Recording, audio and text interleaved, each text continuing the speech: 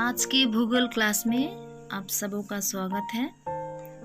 आपके सामने अभी पृथ्वी का घूर्णन गति चल रहा है। अगर हम प्रश्न पूछे आप लोगों से कि हम लोग तो पृथ्वी में रह रहे हैं, तो हम लोग पृथ्वी में रहकर भी पृथ्वी का ये घूर्णन गति या ये आवर्तन गति हम लोगों को पता क्यों नहीं चलता, हम लोग अनुभव क्यों नहीं कर पाते हैं। पृथ्वी जो इतनी स्पीड से पश्चिम से पूरब की ओर जो मूव कर रही है, इसका पता हम लोगों को क्यों नहीं चलता है।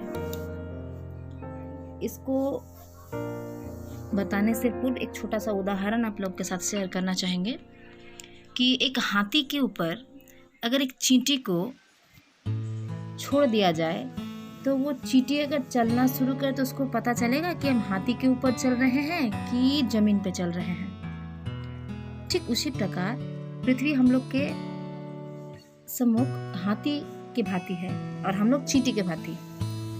तो हम लोग पृथ्वी में रह रहे हैं, ठीक है, लेकिन हम लोग को इसका अनुभव नहीं होता है। लेकिन पृथ्वी तो मूव कर रही है। इसको भूवैज्ञानिक जो है इसको प्रूव किए हैं।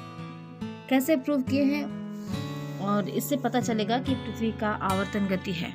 तो आज हम लोग उसी विषय में चर्चा करेंगे कि पृथ्वी का घूर्णन गति है। इसके पक्ष में हम लोग कुछ तर्क प्रस्तुत करेंगे। एक 1 by 1 हम आप लोगों को बताते हैं। पहला, हमने आप लोगों को पहले कहा कि पृथ्वी अपने अक्ष के चारों ओर पश्चिम से पूर्व दिशा में मूव कर रही है। ये पृथ्वी का घूर्णन गति है। तो ये हम लोग को एकदम क्लियरली पता कब चलता है, जब हम लोग पृथ्वी से बाहर जाते हैं। कैसे जाएंगे हम लोग का अभी टेक्नोलॉजी इतना ज़्यादा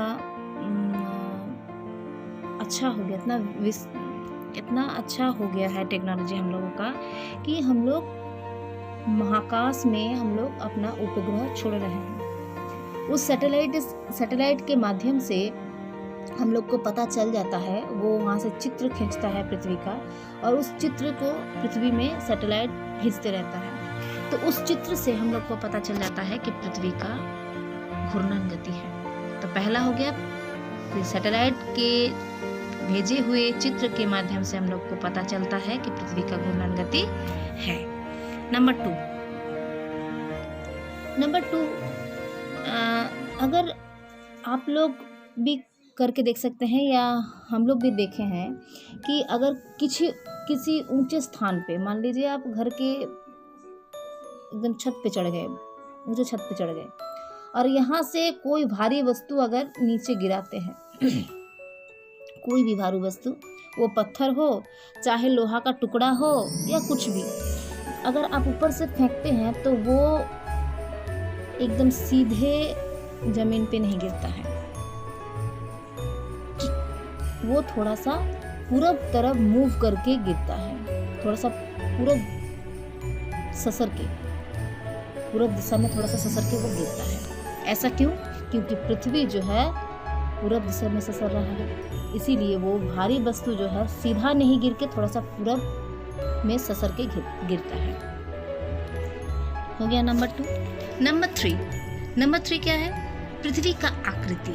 हमने आप लोगों को बताए थे कि पृथ्वी का आकृति कैसा है। पृथ्वी का आकृति पूरी गोल नहीं है। यहाँ आप लोग जो दिख रहा है आप लोगों को कि ये पृथ्वी गोल है, लेकिन ऐसा नहीं है।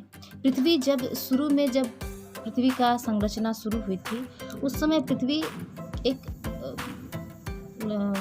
खौलता हुआ पत्थर था। तो वो, लेकिन उसका मूवमेंट उस समय भी, ये घूर्णन उस समय भी चल रहा था। तो वो खौलता हुआ पत्थर जो है, ये इतना गति के कारण, ये घूर्णन गति के कारण उत्तरी और दक्षिणी भाग जो है थोड़ा सा दब गया है। पृथ्वी का उत्तरी भाग और दक्षिणी भाग थोड़ा दब गया है और पूर्व भाग और पश्चिम भाग थोड़ा सा फूल गया है। हमने आप लोगों को एक थोड़ा सा बताए थे भी कि ग्लास में पानी लीजिएगा, चम्मच से जोर जोर से अगर उसको घुमाइएगा तो देखिएगा बीच में गड्ढा हो जाता है और चारों तरफ जो है पानी फूल जाता है। ठीक उसी प्रकार ये भी पृथ्वी भी ऊपर और नीचे वो गड्ढा हो गया था और उसका बीच वाला हिस्सा फूल गया था। तो ये आकार क्यों हुआ? ये आकार होने का मूल कारण यही है कि पृथ्वी का घूर्णन है। पृथ्वी अपने अक्ष के चारों तरफ जो है अक्ष को केंद्र में रख के पूरा स्पीड से वो क्या कर रही है, मूव कर रही है, घूम रही है। इसीलिए पृथ्वी का आकार ऐसे हो गया। तो पृथ्वी का आकार भी एक कारण है कि पृथ्वी का घूर्णन गति है। अब नेक्स्ट पॉइंट में हम आते हैं। वैज्ञानिक फूको, वो फ्रांस के वैज्ञानिक थे। 1851 में उन्होंने एक परीक्षा किए और उन्होंने प्रूव किए कि पृथ्वी का घूर्णन गति है। अब हम बताते हैं उन्होंने कैसे प्रूव किए। उन्होंने पेरिस के लंबा चौड़ा गिरजा के ऊपर वो चढ़े। ठीक है, मान लीजिए ये गिरजा है। गिरजा के ऊपर से एक पतला तार लेके उन्होंने क्या किए, एक पेंडुलम को झुला दिए। ठीक है, एक पेंडुलम को उन्होंने क्या किए, वहाँ ऊपर से झुला दिए ये तार के माध्यम से, और पेंडुलम के नीचे को पिन लगा दिए। ठीक है, और पिन नीचे थोड़ा सा बालू का स्तर ऐसे गोल करके बना दिए कि अगर इसको झुलाया, पेंडुलम को झुलाया जाए तो ये बालू, नीचे रखा हुआ बालू पे वो दागी लगा सके। ठीक है, अब वैज्ञानिक फूको ने क्या किया, वो पेंडुलम को झुला दिया उत्तर और दक्षिण में इसको झुला दिया। कभी ये दक्षिण में आता है, फिर कभी वो उत्तर में जाता है। तो इस प्रकार वो मूव करते करते कुछ देर बाद फूको वैज्ञानिक ने देखा कि क्या देखा कि ये जो दाग बालू के ऊपर, नीचे रखा हुआ बालू के ऊपर जो दागी लग रहा है, वो दागी धीरे धीरे किधर से सर रहा है, पूरब दिशा में। आगे मान लीजिए पहला दागी अगर यहाँ पे लगा, दूसरा दागी थोड़ा सा और पूरब में घिसक गया, फिर तीसरा और घिसक गया, चौथा, पांचवा, छठा, इस तरह से वो दागी धीरे धीरे पूरब दिशा में ससर रहा है। तो इसका मतलब क्या है, पृथ्वी भी पश्चिम से पूरब दिशा में जो आवर्तित हो रहा है, इसी के कारण से वैज्ञानिक फूको द्वारा ये प्रमाण किया गया कि पृथ्वी का घूर्णन है। यही एक कारण है जिसके कारण वो पिन जो है दागी लगाते पूरब दिशा में ससर रहा था। ये एक पॉइंट हो गया। अब नेक्स्ट पॉइंट में हम आते हैं। इसके लिए थोड़ा सा हम दूसरा पिक्चर में चलते हैं, आप लोगों को दिखाते हैं। हाँ, ये इस पिक्चर में देखिए, आपको दिख रहा है कि पृथ्वी का मूवमेंट, लेकिन यहाँ आपको आधा पृथ्वी ही दिख रहा है ना। तो हम यहाँ सूरज है, हमने सूरज को ड्राइंग किए, ये सूरज है। अब सूरज का रोशनी किधर गिर रहा है, इस भाग पे, पृथ्वी का इस भाग पे गिर रहा है। ठीक है, तो यहाँ क्या हुआ, दिन हुआ, और ये जो पृथ्वी का पीछे भाग है जहाँ पे सूर्य की रोशनी नहीं गिर रही थी, यहाँ क्या होगा, रात होगा। तो सूर्य के सामने का हिस्सा में दिन हुआ और पीछे के हिस्से में रात हुआ। यहाँ दिन और यहाँ रात। ठीक है, इसके बीच में आप लोग को दिख रहा है एगो वृत्ताकार, जो ये वृत्ताकार होगा क्योंकि पीछे भी ऐसे करके घूम के आया है, ये दिखाया नहीं जा रहा है, लेकिन ये वृत्ताकार है।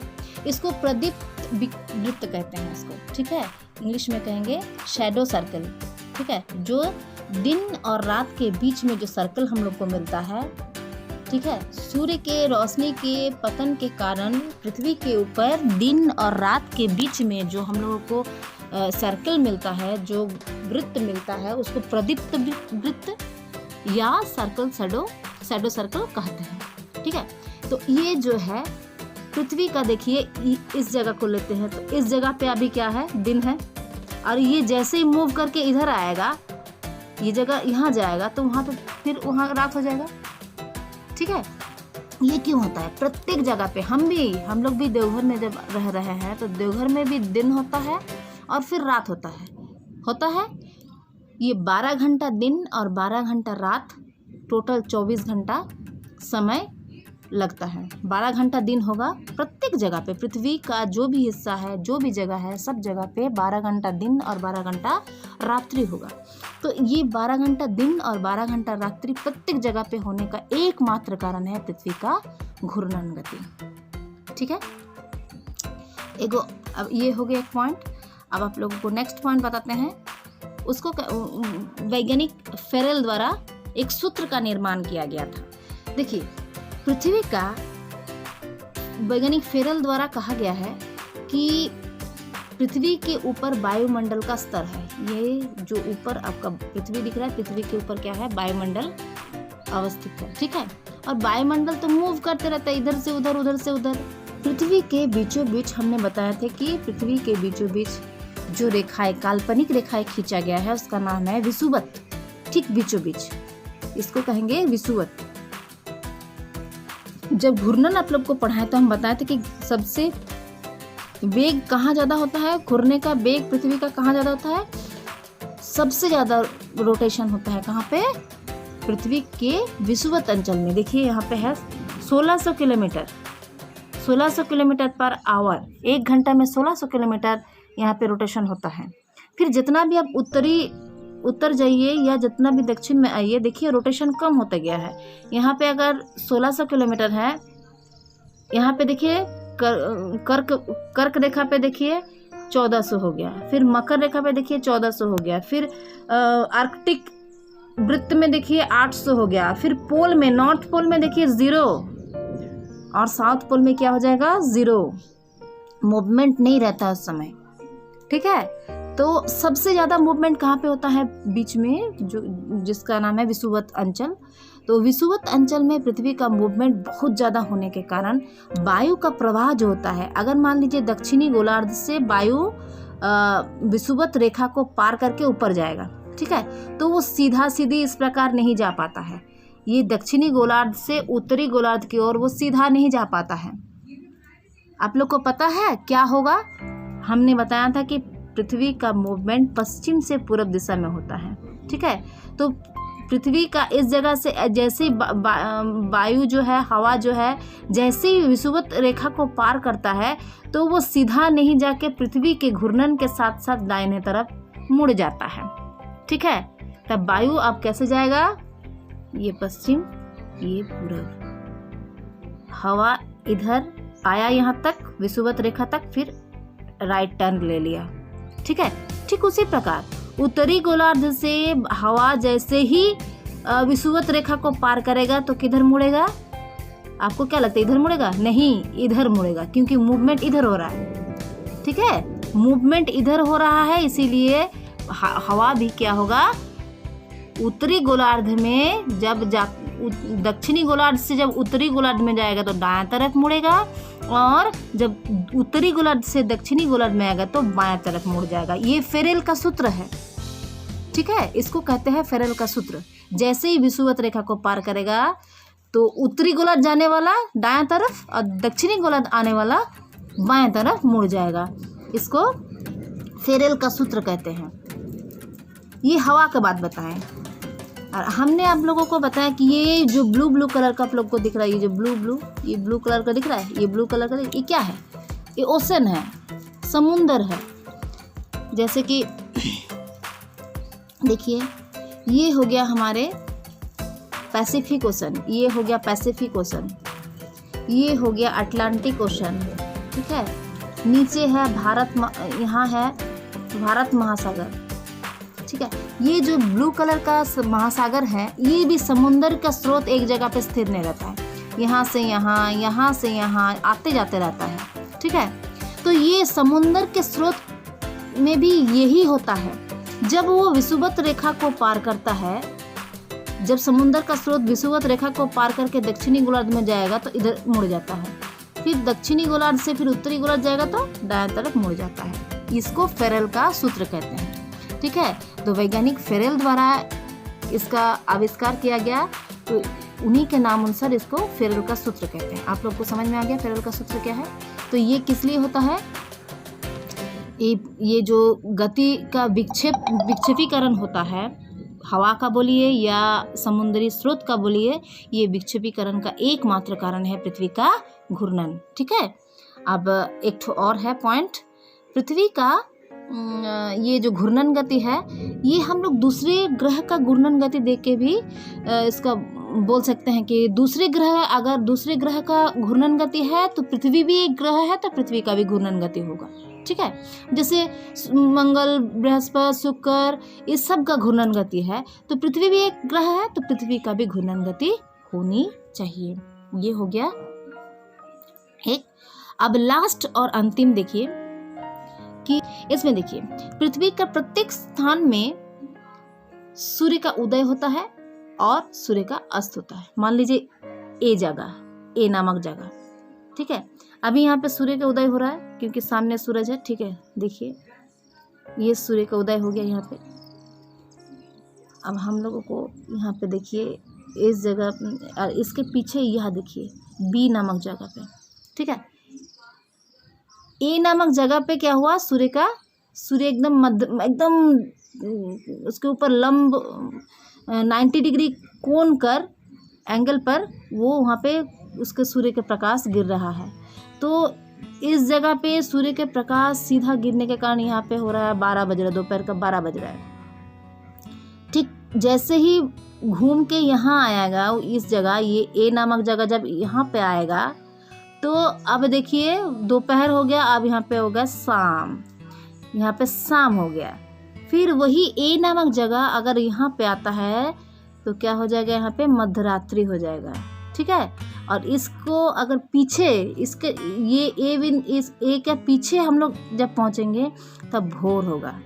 ठीक है, तो पृथ्वी का एक ही जगह पे एक बार दिन हुआ, एक बार दोपहर हुआ, एक बार शाम हुआ, एक बार रात हुआ। तो ये सब प्रक्रिया प्रत्येक जगह पे पृथ्वी का संगठित होते रहता है।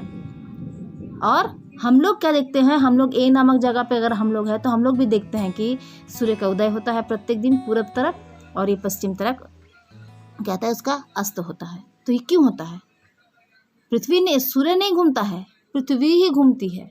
इसीलिए पृथ्वी के घूर्णन के कारण ही ये पृथ्वी का प्रत्येक जगह पे हम लोग जो भी अवस्थित हैं उसको देखने को क्या मिलता है, पूरब में सूर्य का उदय होता है और पश्चिम में सूर्यास्त होता है।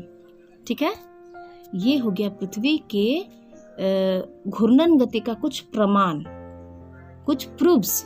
ठीक है, थैंक यू।